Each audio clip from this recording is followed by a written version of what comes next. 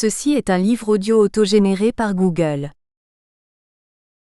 Le retour des oiseaux, 1946.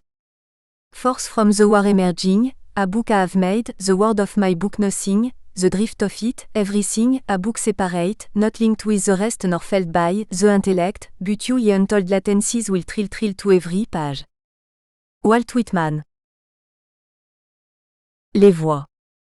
À André Breton. À travers les grilles fermées dans la flamme jaune de midi, quand les statues se taisent et que les légendes acquiescent, les voix tremblent d'abord lentement comme un souffle et puis dans la ruelle en un grondement rapide. Elles dévoilent brusquement les mystères séculaires. Parfois, bien sûr, elles se font terrifiantes et terribles comme des tombeaux, et d'autres fois, tendres toujours comme des tombeaux et comme les caresses, de longs doigts fins et elles appellent chaque chose par son nom. Elles appellent l'eau, de la fontaine bouche les grands arbres noirs pierres la nuit dans les ravins omphales. Elles appellent les yeux en pleurs filles les fraîches lèvres carmin feuilles, les dents érotiques hallucinations. Les lits de porphyre de l'amour, abysse, les eaux noires du port, lampions et elles appellent lamentation, les encres rouillées du rêve. Elles donnent des ailes multicolores, au regard triste d'Orphée, elles mettent des éventails dans ses mains, elles déchirent ses tuniques en feu, ornent sa tête de très fines dentelles. Sur son chef elles plantent des drapeaux. Dans le chaos des oracles, elles jettent du sang, elles appellent à nouveau les palmiers torches. Elles s'appuient en sanglotant sur le mot massue, elles ont appelé silence, le mot issu, la mort, elles l'ont appelé musique dans les tempes, et elles appellent forêt dans la nuit mon cœur.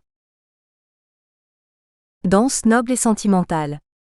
C'est le bord de l'abîme où l'amour est sans fin, et la danse vous noie en sa houleuse alcôve. Alfred Jarry, Les minutes de sable mémorial. Le grand poète Calfoglouin n'était pas seulement ce maître incomparable de la parole et du rêve que nous connaissons. C'était aussi, preuve des nombreux côtés obscurs de la vie des poètes, c'était aussi un très grand musicien. Comme toujours bien sûr sur ce rythme fantastique qui était le sien, celui des fleurs. Et c'est lui, évidemment qui le tout premier, a utilisé le piano comme instrument avant. Pour pouvoir jouer de cette façon n'importe quel morceau, même le plus difficile, il se déguisait tout d'abord en statue de marbre que l'on plaçait de préférence dans un jardin désert et abandonné. Puis, dès que les couleurs rouges du couchant commençaient à se répandre dans le ciel, on creusait avec habileté dans le dos de cette statue une petite cachette où pouvait se dissimuler un enfant qui devait parler de telle sorte que l'on crut que c'était elle qui parlait. Ensuite le poète, alors parfaitement mort, saisissait de ses mains puissantes un marteau, une sorte de masse et rempli de violence et d'angoisse, il frappait le piano sans pitié jusqu'à ce qu'il soit réduit en miettes. Alors les flancs de fer des navires retentissaient de sanglots, les oiseaux criaient effrayés. Des tôles décrochées des toits des entrepôts par ce vent violent sifflaient dans les airs. Tout était ravagé par cette terrible colère divine, du plus superbe palais jusqu'à l'humble prière du terrassier. Et de demi-heure en demi-heure, des dentelles arachnéennes tombaient automatiquement et recouvraient à moitié la chaude nudité de très belles femmes. Dès le matin, les suicides des amants se succédaient sans interruption. Des jets d'eau jaillissaient là où auparavant on ne trouvait écrit que des mots comme le nom majestueux, au nom de ou encore, fut impossible. Une nuit, en baie aussi, toutes les lanternes s'éteignirent et la mer les emporta. Et quand le poète, parvenu au sommet de sa folie lyrique, déposait par terre calmement la terrible masse, une douce paix s'étendait sur le monde et de brillants coquillages verts décoraient alors les longues tresses dorées de la masse. Le piano avait accompli sa tâche et il se transformait en une série de candélabres de bronze, puis en une rangée de colonnes doriques, alternativement blanches et roses, et enfin, en une série de grands yeux de femmes très tristes et très beaux par paires de couleurs différentes. Il est peut-être superflu d'ajouter, en complément indispensable à cette histoire, pour respecter la vérité et aussi pour la rétablir, que je n'utilise ici le grand poète Calfoglou que comme un prétexte, un simple prétexte, étant donné que le poète, la statue et le petit enfant dont j'ai parlé n'étaient rien d'autre que moi, moi-même, uniquement moi, en des temps anciens peut-être, mais aussi peut-être en des temps proches, très proches même. Les dieux doutent. Seigneur, quel grand, quel terrible, quel douloureux problème. Est-ce que par hasard les dieux doutent ? Je ne veux pas dire que la question est de savoir si les dieux doutent ou s'ils ne doutent pas, mais bien, est-ce que les dieux doutent ou bien est-ce qu'ils datent ? Syllabaire. 1. En les cadences sûres, au parfum rose et suave d'un climat de mort, des statues, jamais érigées, pourtant métaphysiques, dans les cités de marbre, j'ai gravé sur mon front haut, en lettres de feu, ces mots, jamais. 2. Les mots âcres et subtils, sertis en les réminiscences abstraites des îles partagent en mon cœur qu'ils simulent, les roses de ma vie, des roses de ma mort. La chanson d'un soldat. Comme un fou, le vent noir sort de son antre obscur, il rugit comme un fauve en passant par les ruelles étroites et sombres, et il se précipite par les portes arrachées, que ne ferment plus les clous aigus de mes désirs, il jaillit intolérable, des escaliers de bois en ruine qui pleurent bruyamment comme des harpes éoliennes avec des voix humaines, il fait irruption dans les immenses chambres mortes, il siffle en S', échappant par les cheminées et par les fentes du plafond, après avoir emporté avec lui la fumée du bois qui brûle quelque part en secret dans les cours vides envahies d'herbe. Et il se jette haut dans les airs pour ébouriffer les nuages noirs. Il tourmente, il transforme dans l'infini leurs menaces muettes et redescend en serpentant au bord du lac. Et voilà son terrible assaut qui se brise et se rompt sur la résistance victorieuse qui ne peut plier, des peupliers hauts et minces, aux cris innombrables sur les noirs et tristes navires silencieux. Et le lac noir demeure imperturbable avec ses eaux noires et suspendues, ses noires légendes, ses rives noires escarpées, ses mosquées désertes, la caserne détruite, les charrues, les rochers, les femmes blanches et harmonieuses au regard amer et suppliant. Parce que moi, j'ai ravagé leurs yeux, quand par un temps semblable à celui-ci je luttais sur la mer, vent debout, là-bas du côté de Monemvasia. Amertume gothique. À Andreas Embiricos. Il y en a assez des ruisseaux de l'Épire riches en braves.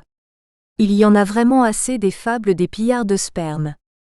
Il y en a assez des infiltrations sournoises, des cloches de plongée dans les couches atmosphériques de l'oubli. Il y en a assez. Maintenant notre âme a soif de sérénité, maintenant notre âme a soif de joie.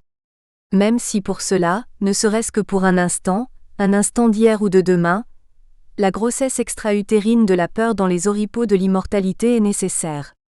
Même si on nous demande pour cela de dévaster des carrières en scaphandre, de faire des dessins géométriques en plaçant des oiseaux sur les créneaux, de traquer la brise dans la nudité aphrodisiaque des bois.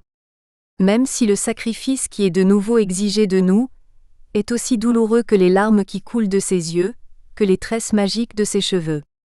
Même si notre pénible transfert à Eusébatan nous réserve nombre d'horribles conséquences, immédiates et à venir. Et voilà que le décent sycophante, le digne sycophage, se sont épanouis sur les torchères de guerre. Carthage s'est tue à jamais. Sur les eaux à un rythme de suie son chant se poursuit. Ce drapeau est-il le vôtre? Ce sang est-il le nôtre? Ces dagues sont-elles les vôtres? Ces rosaces sont-elles fidèles? A-t-on besoin du chaos des rêves dans l'infini? Où cette résistance va-t-elle nous mener, alors que les genêts eux-mêmes nous haïssent? Le retour d'Eurydice. Dans ce petit port perdu que les larmes des poissons ont atteint comme les dernières gouttes du soleil, la vie s'élève, droite et tranquille, au-dessus des bassins de marbre et des lotus amers sur les rythmes nostalgiques des hautbois et de la nuit. Et voici qu'est arrivée l'heure où revivent les rêves, nés dans les agates enfantines, et les palmiers devenus fous, brûlent et dressent vers les astres, leurs mains blanches et leurs cris de désir dans les ténèbres. Et les messages ont maintenant saisi les étendards qui flottaient sur les cachettes inexpugnables de la forêt sauvage, et l'on a de nouveau entendu les tendres voix venant des confins lumineux de l'horizon.